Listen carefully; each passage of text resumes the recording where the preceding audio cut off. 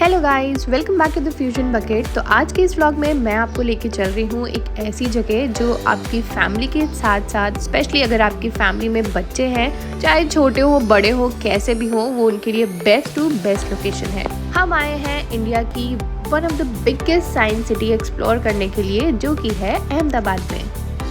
तो आज है अहमदाबाद में हमारा सेकेंड डे। फर्स्ट डे का व्लॉग ऑलरेडी मैं चैनल पे अपलोड कर चुकी हूँ। उस दिन हमने कहाँ क्या क्या घूमा, क्या क्या खाया, अहमदाबाद में हम कहाँ स्टे कर रहे हैं, सारी डिटेल्स मैंने मेंशन कर रखी है, जो कि आप मेरे चैनल पे जाके देख सकते हैं। फिलहाल स्टार्ट करते हैं आज का व्लॉग। तो अभी हम पहुंच गए हैं इंडिया की one of the biggest science city को एक्सप्लोर करने के लिए। यहाँ का टिकट आप ऑनलाइन ऑफलाइन दोनों ले सकते हैं और इतना बड़ा सा एंट्री पे ही आपको पार्किंग एरिया मिल जाएगा, जहाँ आप अपनी 2 व्हीलर 4 व्हीलर दोनों पार्क कर सकते हैं। और अगर आप मेरी तरह टूरिस्ट हैं तो कैब, ऑटो, बस किसी की भी हेल्प से यहाँ तक पहुँच सकते हैं। मैं यहाँ का गूगल मैप लोकेशन आपको डिस्क्रिप्शन में दे दूँगी। एंटर करते ही आपको यहाँ पे मिल जाएगा टिकट काउंटर और इस टाइप के अलग अलग पैकेजेस में टिकट्स आपको मिलेंगे, जिसमें अलग अलग अंदर के अट्रैक्शन इंक्लूडेड है। हमने लिया था यहाँ पे 349 का टिकट और आप अंदर भी जाके टिकट ले सकते हैं एडिशनल अगर आपको कुछ कवर करना है तो। हमने किया था बुक ऑनलाइन टिकट, तो हमें क्यू में वेट करने की ज़रूरत नहीं पड़ी। एंट्री करते ही लेफ्ट हैंड साइड को आपको मिल जाएगा लॉकर की फैसिलिटी, जहां आप अपना बैग सबमिट कर सकते हैं, जो कि एकदम फ्री ऑफ कॉस्ट है। और साथ ही यहाँ घूमने के लिए बहुत बड़ा एरिया है, तो इस टाइप से गोल्फ कार्ट आप कर सकते हैं, जिसका मिनिमम सा प्राइस है 40 रुपीज़ और राउंड ट्रिप का प्राइस है 70 रुपीज़। इस साइंस सेंटर की टाइमिंग्स है मॉर्निंग 10 AM से लेकर रात के 8 PM तक का। मंडे क्लोज रहते हैं। मोस्टली अट्रैक्शन अहमदाबाद में मंडे को क्लोज रहते हैं, तो वो प्लीज़ क्रॉस चेक करके आप कहीं भी घूमने जाइएगा। और यहाँ पे ऑनलाइन पेमेंट्स नहीं एक्सेप्ट होते हैं, आपको कैश लेके जाना होगा अगर आप काउंटर से ही टिकट बाय करने वाले हैं। वेस्ट मटेरियल से बनी हुई वेल। तो यहाँ पे हम सबसे पहले आ चुके हैं एक्वेटिक गैलरी में, जहाँ पे एंट्रेंस में आपको इतनी ह्यूज सी वेल देखने को मिलेगी, जो कि रिसाइकिल मटेरियल से बनी है। यहाँ की जैसी एक्वेटिक गैलरी तो मैंने इंडिया में कहीं नहीं देखी, क्योंकि यहाँ पे आपको इतने huge size of fish tanks देखने को मिलेंगे और साथ ही बहुत ही ब्यूटीफुल वैरायटी ऑफ फिशेस देखने को मिलेंगी। जो इंडियन फिशेस मोस्टली सारे एक्वेरियम से रहती हैं, बट यहाँ पे इतनी डिफरेंट मैंने फिशेस देखी जो मैंने अपनी अभी तक की लाइफ में पहली बार देखी है। तो एंटर करते ही सबसे एक्साइटिंग पॉइंट ध्रुवी को मिल गया, जहाँ पे इस तरह से आप टैंक के नीचे से आप जा सकते हैं और ये ऐसा कुछ डोम बना है जिससे आपको ये एक्सपीरियंस होगा कि आप एक्वेरियम के एक्चुअली अंदर घुस चुके हैं। तो यहाँ पे हमने देखा और यहाँ से कुछ इस तरह का व्यू आपको टैंक के अंदर का मिलेगा। काफ़ी क्लोज लुक मिलता है फिशेस को देखने के लिए।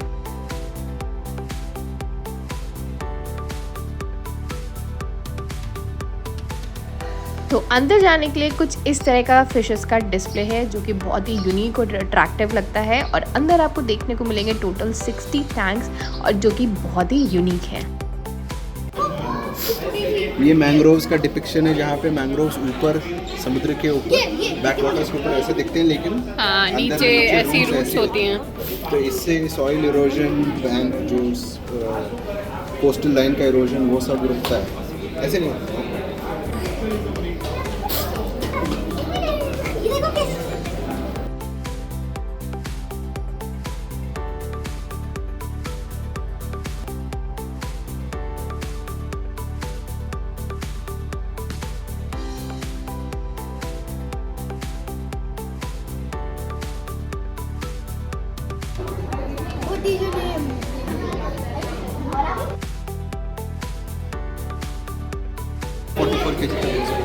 ये मोटू फिश ध्रुवी पता है आपको 44 kg तक का की है।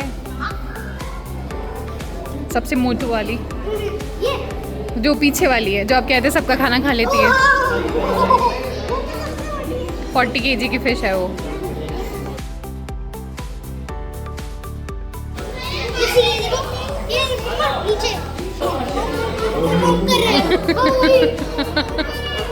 दो फिशेस हमारे पास भी हैं, ये देखिए। नॉम कर कैसे करे भी दिखाओ। और पीछे बहुत सारे हैं यहाँ पे ये। फिर उसके बाद ये थोड़े बड़े लार्वे हैं।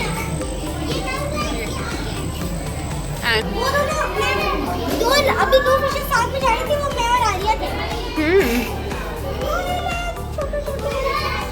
कहाँ है ध्रुवी और आर्या? ये देखो ये सारे फ्रेंड्स का ग्रुप है तुम लोग का। आर्या, ध्रुवी और स्प्रूहा, ये स्नेहिल बोल रही थी मैं। मम्मी अपने ग्रुप को भी याद कर रही है। ध्रुव, सब लोग लड़ रहे हैं क्या कि खेल रहे हैं?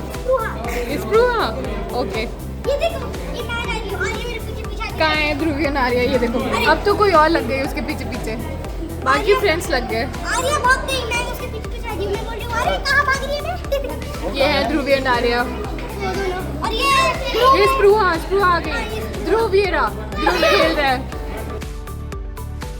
मेरे अकॉर्डिंग छोटे बच्चों और बड़े बच्चों के लिए भी काफ़ी एक्साइटिंग जगह है, क्योंकि फ़िशेस के बारे में आप बहुत कुछ यहाँ पे सीखते हैं।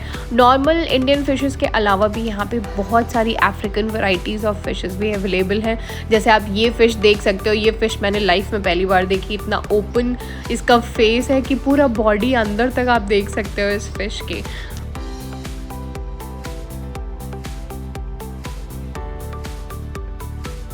एंड कुछ कुछ फ़िशेस तो यहाँ पे इतनी बड़ी, इतनी हैवी हैं कि मतलब 70-80 kg तक का की फ़िश हमने यहाँ पे देखी।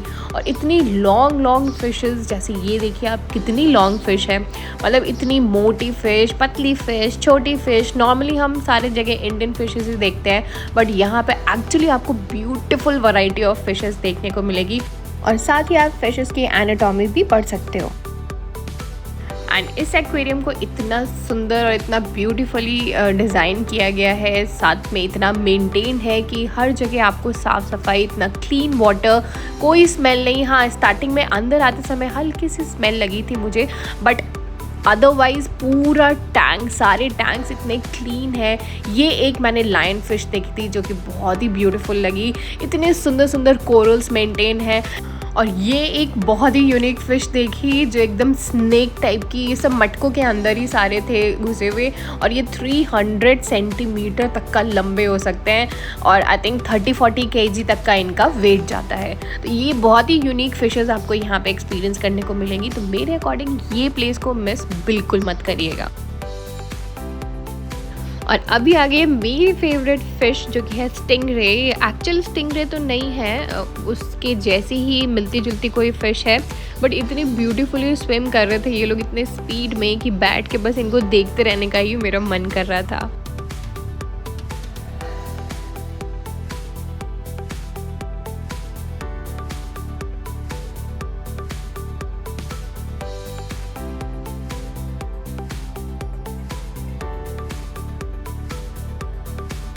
बेबी कैसे चिपका है एकदम। उसका फेस दिख रहा है। तो अभी हम आ गए हैं यहाँ के सबसे बेस्ट पार्ट में, जो कि है शार्क टैंक। ये एक्सपीरियंस आपको शायद सिंगापुर में होगा, बट यहाँ का भी ये शार्क टैंक बहुत ही ब्यूटीफुल है। इतने बड़े बड़े से वाइट शार्क्स आपको यहाँ पे देखने को मिलेंगे और बहुत ही एकदम आई प्लीजिंग लगता है ये लोकेशन। चारों तरफ पानी पानी और आप पानी के अंदर शार्क्स के साथ, इमेजिन। बट बहुत ही ब्यूटीफुल लगता है शार्क टैंक के अंदर।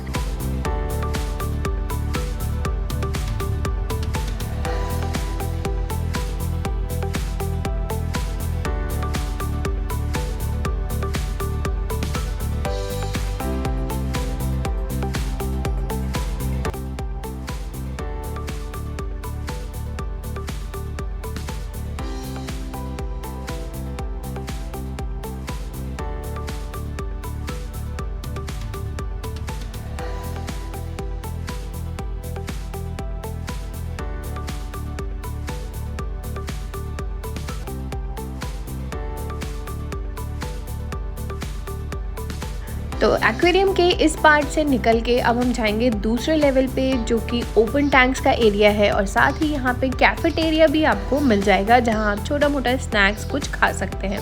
तो ये आ गए हैं हम सेकेंड लेवल पे। यहाँ पे आपको सारे ओपन टैंक्स देखने को मिलेंगे, जिसमें स्टार फिश, क्रैब और बहुत सारे फिशेस की स्पीशीज़ देखने को मिलेंगे। और साथ ही यहाँ पे 5D थिएटर भी है, वो हमने एक्सपीरियंस नहीं किया बिकॉज़ काफ़ी वेटिंग थी और उसके अलग अलग टाइम स्लॉट्स भी थे, जिस वजह से वो एरिया हमारा मिस हो गया। इन केस आप चाहते हैं तो आप वहीं से टिकट लेके वो पार्ट भी एक्सप्लोर कर सकते हैं। तो अब हम आ गए हैं पेंगुइन्स वाले पार्ट में। यहाँ पे भी ग्लास के एक बड़े से टैंक के अंदर आपको कुछ पेंगुइन्स मिलेंगी जो आप देख सकते हैं। दूर से उनको देख के बच्चे एंजॉय कर सकते हैं। और साथ ही यहाँ बगल में ही पेंगुइन के साथ फ़ोटो खिंचाने का एक सेल्फी काउंटर, वहाँ पे भी आप जाके पेंगुइन के साथ फ़ोटो खिंचा सकते हैं। ये हमारी 2 पेंगुइन्स जा रही है नीचे, चलो लेट्स गो पेंगुइन वॉक। उधर को उधर को उधर को।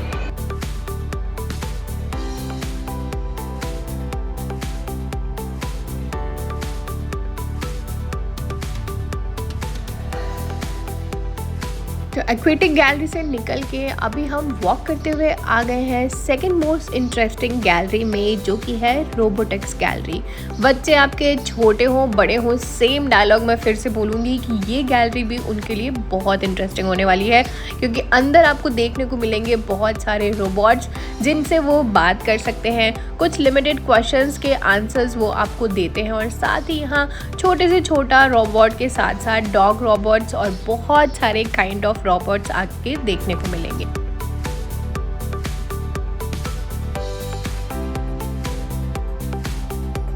इस गैलरी में जितने भी रोबोट्स हैं उनके बारे में आपको इन्फॉर्मेशन देने के लिए एक ग्रुप वो ले जाते हैं टूर के लिए अंदर, जिसके लिए और 5 मिनट आपको वेट करना होगा ताकि लोग इकट्ठा हो जाएं। तो उस बचे हुए टाइम में हम बगल ही में उसके बने हुए रोबो कैफ़े में आ गए। ये है वहाँ का एक छोटा सा मेन्यू, और ये एक्सपीरियंस भी आप ज़रूर करिएगा अगर आप यहाँ तक आए हैं, क्योंकि बच्चों के लिए ये काफ़ी एक्साइटिंग पार्ट है, जहाँ पे एक रोबोट आपके लिए ब्रेकफास्ट बनाता है या स्नैक्स बनाता है वो, और अपने हाथ से आपको सर्व करने के लिए आता है।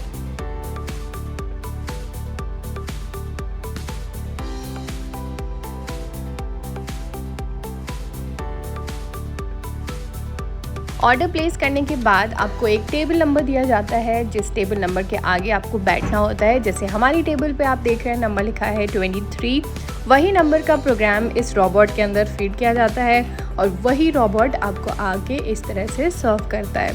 तो मेरे रिकमेंडेशन पे आप यहाँ की कोल्ड कॉफ़ी और सैंडविचेस ज़रूर ट्राई करिएगा। बहुत ही टेस्टी हैं और अच्छा एक्सपीरियंस देंगे आपके बच्चों को और आपको।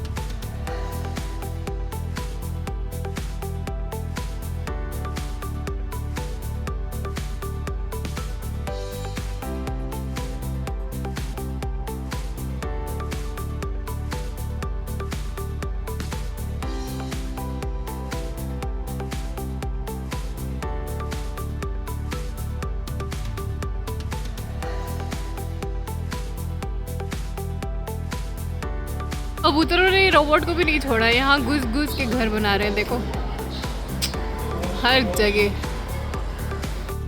तो पेट पूजा के बाद अभी स्टार्ट हो गया है हमारा रोबोटिक्स टूर, जिसमें सबसे पहला रोबोट हमें मिला शॉपिंग रोबोट। उसके बारे में थोड़ा बहुत डेमो दिया गया कि किस तरह से रोबोट्स इन फ्यूचर हमारी शॉपिंग में हेल्प कर देंगे। उसके बाद कॉकपिट को डेटा सेट दिया जाता है और कॉकपिट अंदर ऐसे कमांड दिया जाता है, वो सब क्लैपिंग और फाइट करने की रोबोट कोशिश करते हैं।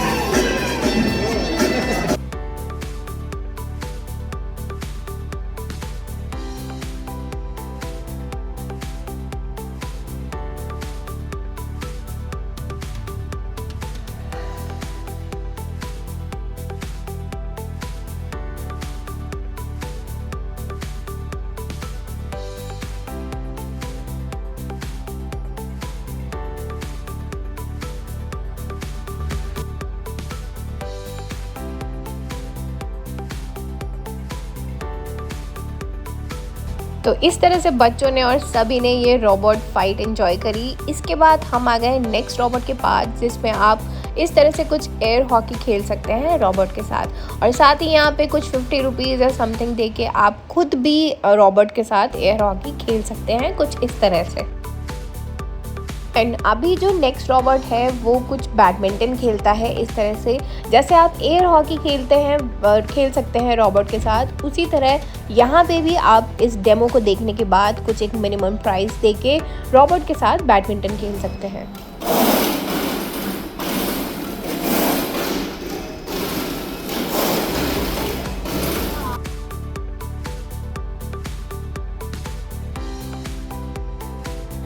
वर्ड में यूज होते हैं, इसलिए हमारे ऑपरेटर इसे ऑपरेट नहीं कर सकते। आर्मी की परमिशन नहीं है इसे ऑपरेट।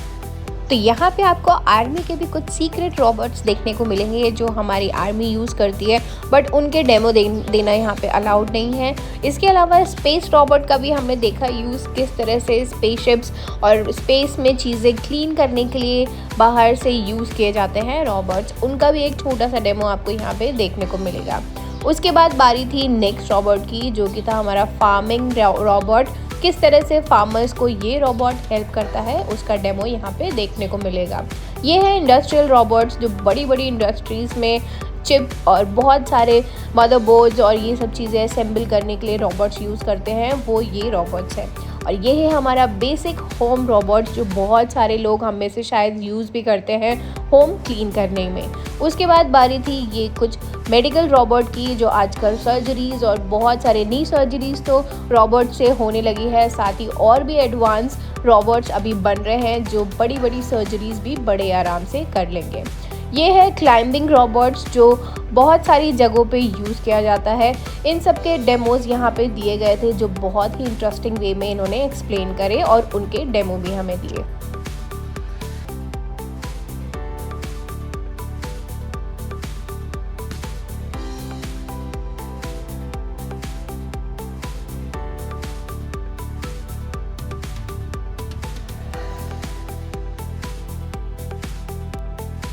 ये रॉबोट जो हमारे नेचुरल डिज़ास्टर्स होते हैं, अर्थक्वेक होते हैं, वहाँ पे बिल्डिंग्स और बड़े बड़े कंस्ट्रक्शंस गिरते हैं नीचे और उनके नीचे जो लोग दबे होते हैं, ये रॉबोट उनको सेंस करके बचाने के काम आता है।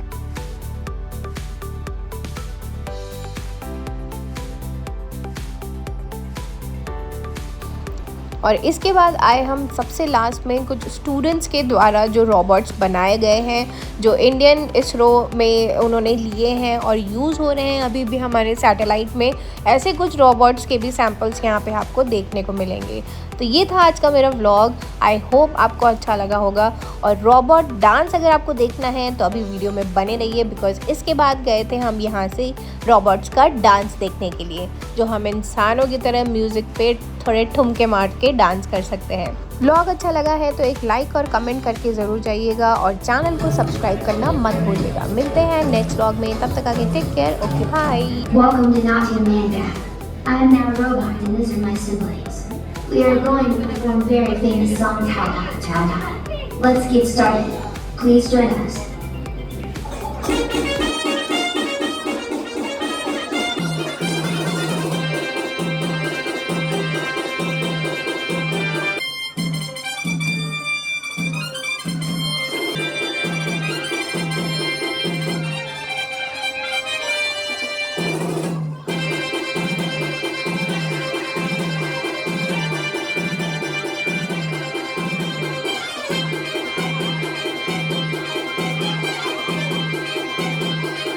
बोल रही हो?